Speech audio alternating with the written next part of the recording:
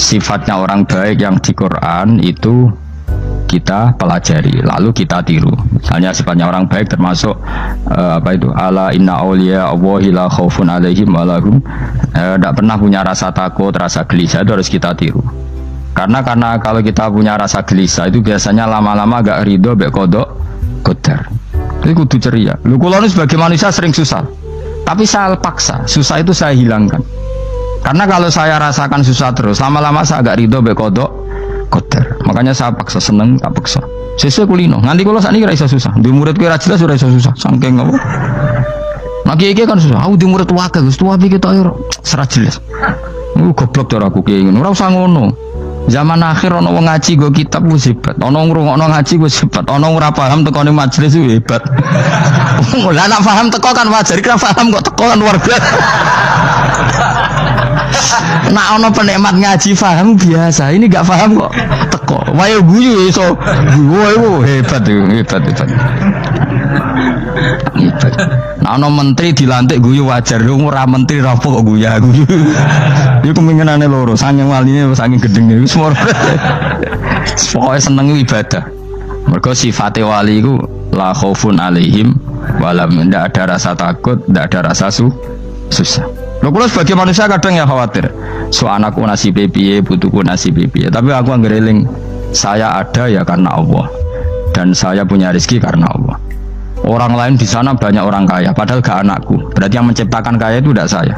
Buktinya orang lain yang gak anak kita kaya banyak, sukses banyak. Kenapa kita menjadi seakan-akan pelaku sejarah? Kadang orang kan berpikir, anakku nak tak tinggali warisan gue piye. Padahal banyak orang tidak punya warisan ya kaya. Karena kita ada siapa-siapa. Di depan aturan Allah kita ada siapa-siapa. Nah ketika rahmat Allah tidak terbatas, ya sudah, anak putuku ya tetap pengirane Allah. Engkau cicit-cicitku pengirane Allah. Selama pengirane Allah, Allah itu al-kafi, zat yang mencukupi. Allah ar-razik, zat yang memberi rizki. Kenapa agama ini tidak bisa mati? Karena Allah itu al-hadi. Saya kalau baca Asmaul Husna itu sampai nangis. Aku ramakomi. Caranya ini tak warai sidik kudu niru. Peksa, nareson niru peksa. Allah itu kalau punya sifat itu namanya sifatun lazimatun, sifat yang berkelanjutan dan permanen. Karena Allah itu al-baqi, zat sing bakok, sing terus menerus.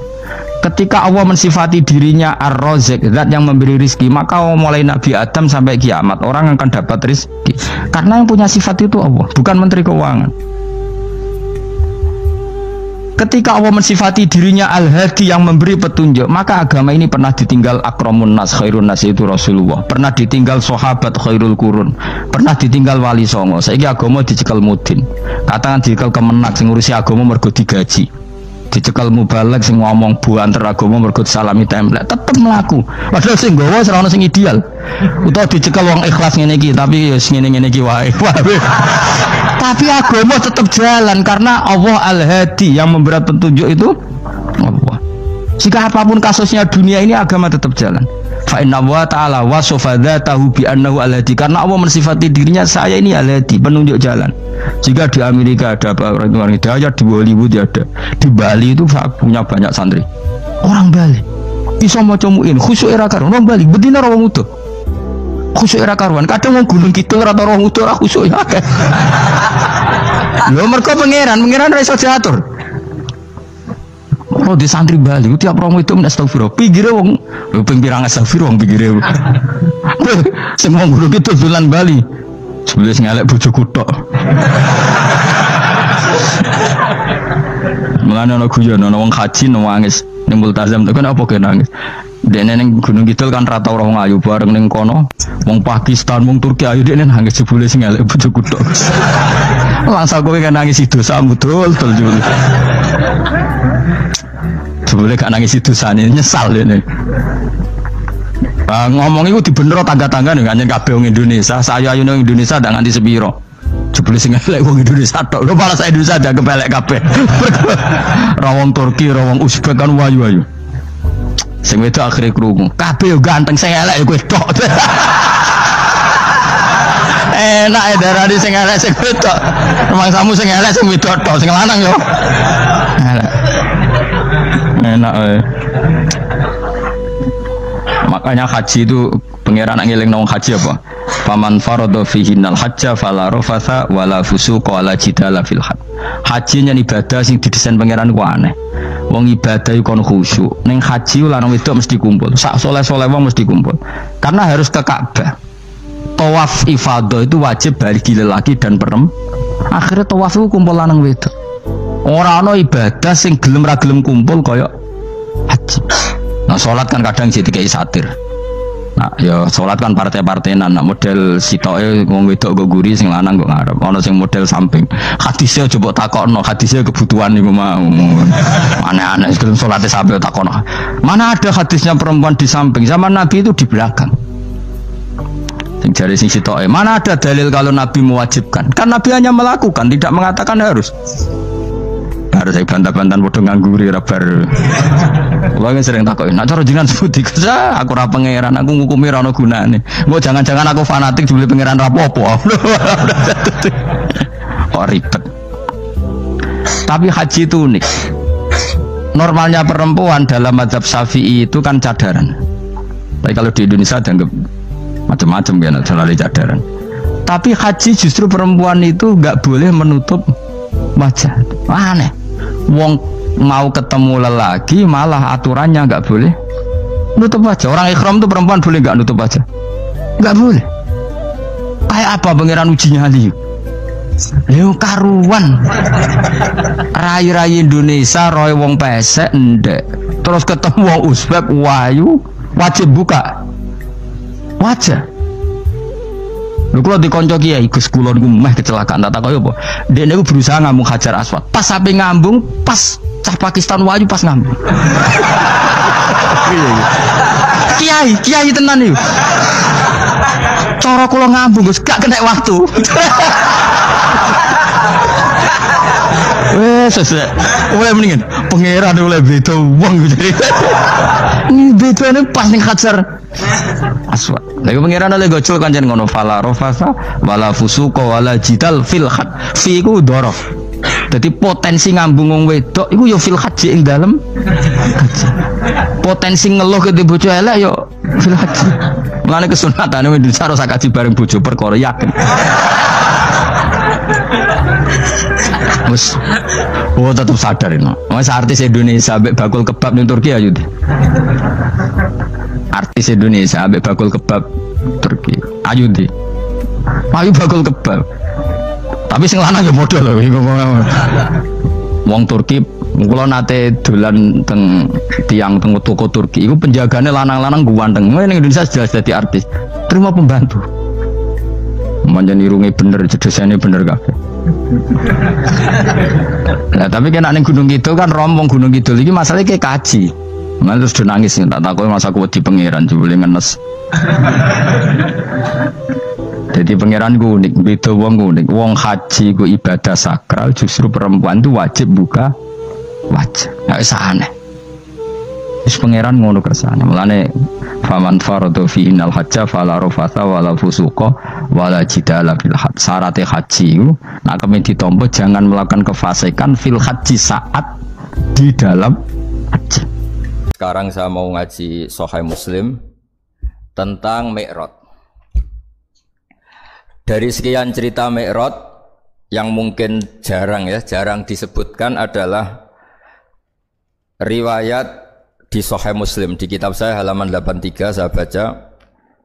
Di antaranya dijelaskan falamma alauna sama ad-dunya. Jadi di peristiwa Mi'raj yang jarang diceritakan orang itu, Rasulullah itu ketemu Nabi Adam. Dan Nabi Adam itu disebutkan di sini faidan an yaminihi aswidatun wa an yasarihi aswidatun. Dari sisi kanan itu ada kelompok besar, dari sisi kiri juga kelompok besar. Saya baca teks aslinya ya, tabarruk ya, supaya dapat berkah dari bahasa Rasulullah SAW. Ini cerita Nabi ketika ketemu Nabi Adam. Fa idza nazara qibala yaminih dhahika, wa idza nazara qibala shimalih baka. Nabi Adam ketika melihat ke kanan itu senyum-senyum, senang sekali. Tapi kalau melihat ke kiri itu nangis. Lalu Rasulullah SAW tanya ke malaikat Jibril, itu siapa? Itu Adam. Dan yang kelompok di kanan itu ahli surga, maka beliau kalau melihat senang sekali, dan kalau yang di kiri itu ahli neraka, kalau beliau melihat itu susah sekali.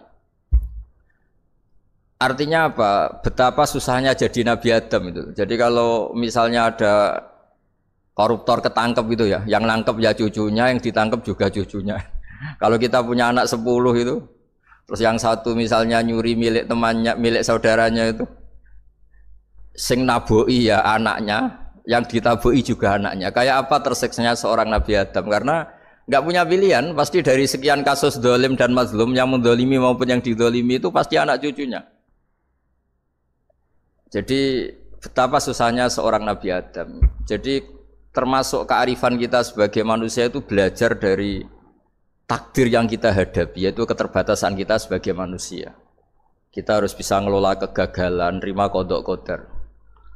Makanya kata Mbah Mun, abahnya Gus Yasin itu sering cerita ke saya, iman itu paling dhuwur itu iman kodok kodar, khairihi wa syarrihi minallah. Kita harus punya kesiapan iman khairihi wa syarrihi minallah, bahwa segala kebaikan, segala syar itu sudah digariskan oleh Allah Ta'ala. Kita bisa apa sebagai manusia?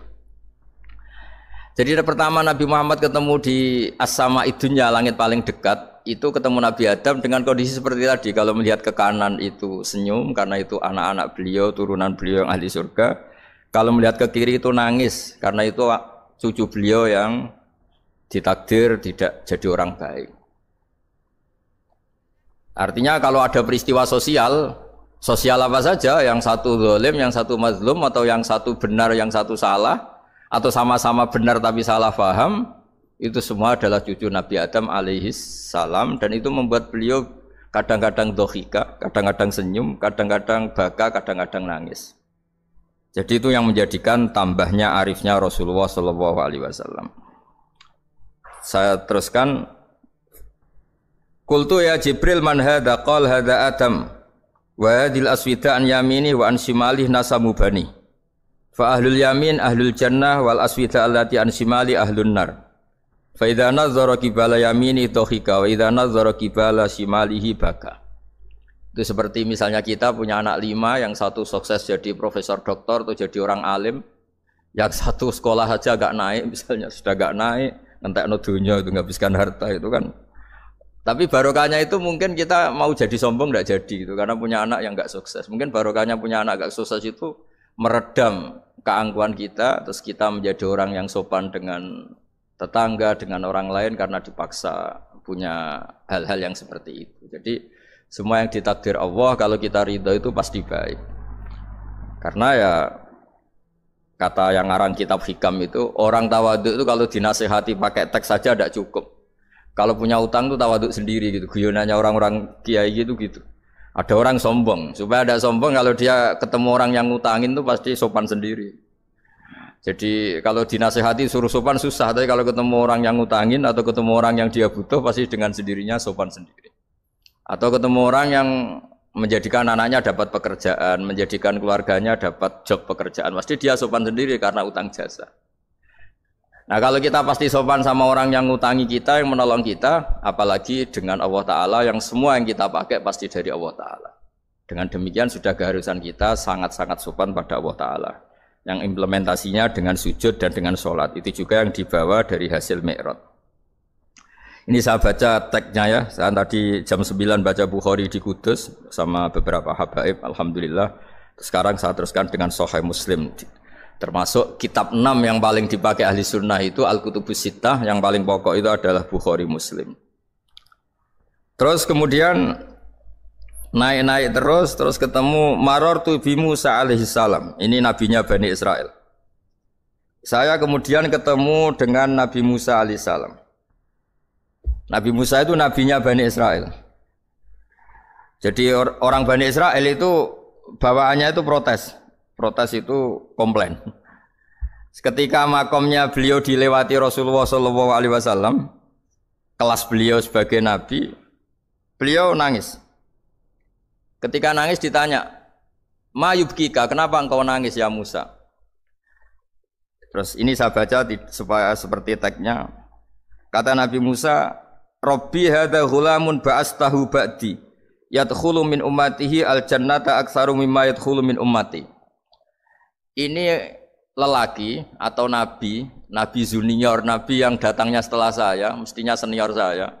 Tapi nabi ini sukses, umatnya lebih banyak masuk surga ketimbang saya. Ini yang bikin saya nangis. Jadi pikirannya Nabi Musa kalau beliau senior, beliau lebih dulu ya umatnya lebih banyak masuk surga. Ternyata enggak, masih banyak umatnya Rasulullah Shallallahu Alaihi Wasallam. Dan ini gaya beliau yang suka protes itu berkah karena protesnya orang soleh. Saya ulang lagi, apa-apa kalau dilakukan orang soleh itu pasti barokah. Ketika Rasulullah dapat perintah 50 sholat, itu Nabi Ibrahim pertama yang dilewati karena di langit paling atas dibanding nabi-nabi yang lain. Itu Nabi Ibrahim diam karena beliau tidak punya tradisi protes. Semua nabi diam karena Allah memerintahkan pasti sudah bagus lah, sudah diukur kekuatan hambanya. Tapi ketika Nabi Musa, beliau orang pertama komplain. Dapat apa kamu ya Muhammad? Dapat 100 sholat, dapat 50 sholat. Apa komentar Nabi Musa? Umat saya lebih gagah-gagah, lebih keren-keren. Pernah saya uji itu tidak ada yang mampu, apalagi umat kamu. Maka kamu mintalah keringanan. Fas'alhu takhfif, kamu harus minta keringanan. Masyhur itu riwayat itu. Kemudian Nabi minta keringanan sama Allah dipotong hanya 5. 5 masih 45, dipotong lagi 5 masih 40 sampai 9 kali pemotongan. Akhirnya jadi 5 sholat. Itu satu menjadi pelajaran bahwa hubungan dengan Allah Ta'ala itu tidak perlu malu. Karena Allah itu suka kalau dimintain. Mestinya kan dipotong 5 minta lagi sungkan, dipotong lagi 5 minta lagi sungkan, tapi ternyata berkali-kali. Bahkan ketika sudah 5 itu Nabi Musa masih bilang, ya Muhammad minta lagi keringanan. Jadi kalau itu dikabulkan itu jadi tidak ada sholat itu kalau 5 masih minta. Nah, sampai Rasulullah itu tanya ke Jibril, ya Jibril bagaimana dengan gaya komplainnya Nabi Musa? Hiddah itu sering komplain. Jawabnya malaikat Jibril, ya roh hiddata, Allah tahu betul tentang komplainnya Musa dan Allah senang. Ya karena bawaan beliau begitu. Ini penting saya utarakan bahwa dalam Islam itu orang yang lemah lembut, yang samahah, Allahun halim kayak Nabi Ibrahim itu juga Allah suka. Yang suka komplain tapi demi hak bukan demi konflik. Saya ulang lagi, demi hak bukan demi konflik juga Allah suka. Itu kita menjadi dapat sholat yang hanya 5 itu barokahnya komplainnya Nabi Musa karena kita yang lemah ini diukur dengan umat beliau yang kuat, ternyata umat beliau tidak kuat. Barokahnya tidak kuat itu dipakai tolak ukur apalagi umatmu ya Muhammad. Kemudian itu yang menjadikan Nabi sebagai orang yang sangat tawaduk karena yang merintahkan itu senior. Meskipun kita tahu Nabi Muhammad itu Sayyidul Awwalin wal Akhirin, tapi secara lahir, secara jusmani beliau lahir paling belakang. Dan secara lahir juga beliau Nabi paling terakhir. Jadi secara hukum adab beliau harus sopan. Tentu sopan itu jadi panutan kita. Meskipun kita tahu hakikat beliau adalah Sayyidul Awwalin wal Akhirin. Secara hakikat. Nanti kita bicara lebih jauh tentang jusmani dan ruhani. Nah akhirnya keturutan sampai 5 sholat yang kita lakukan sekarang itu barokahnya komplainnya Nabi Musa. Banyak di cerita-cerita kitab hadis. Ketika Nabi Musa ngaji sama Nabi Khidir, itu komplainnya Nabi Musa menjadi fikih yang luar biasa, kata kitab Ibnu Hajar al-Asqalani, Fathul Bari. Ketika beliau ngaji sama Nabi Khidir, kemudian Nabi Khidir itu dipinjemin perahu sama masyarakat. Sudah dipinjemin karena beliau majanan ya, dikasih gratis. Tapi di tengah-tengah perjalanan perahunya itu dilubangi. Nabi Musa komplain, akhirat tahali tukhriqo ahla, masa kamu lubangin padahal kamu naik, nanti gimana, kamu sudah pinjem, nggak bayar, masih ngerusak lagi, itu apa-apaan. Nabi Khidir ya relax saja, ilmu kamu belum cukup untuk menganalisis ini. Begitu juga ada 3 peristiwa yang Nabi Musa itu selalu komplain. Apa yang dikatakan Ibnu Hajar al-Asqalani itu kitab yang sangat bagus sekali. Justru dengan protes itu Nabi Musa punya kelas di atas Nabi Khidir karena orang nggak boleh sukut alal mungkar karena secara fikih orang itu tidak boleh mendiamkan sesuatu yang buruk. Kita tahu dalam aturan fikih di antara kewajiban kita adalah ingkarul mungkar, mengingkari sesuatu yang memang harus diingkari. Ya meskipun tentu tidak dengan sikap destruktif yang merusak dan apa, tapi yang nggak baik tentu kita ingkari. Perilaku Nabi Khidir yang melubangi perahu yang tidak miliknya padahal yang punya perahu sudah menonton itu perilaku yang enggak baik. Sehingga Nabi Musa protes. Justru protesnya Nabi Musa ini menjadikan beliau selalu di kelas fikih terbaik, yaitu ingkarul mungkar, mengingkari barang yang harus diingkari. Tapi tentu Nabi Khidir juga enggak salah karena beliau punya perhitungan di depan nanti itu ada begal-begal, ada kekuatan yang enggak baik yang selalu akan membegal perahu-perahu yang kondisinya sempurna.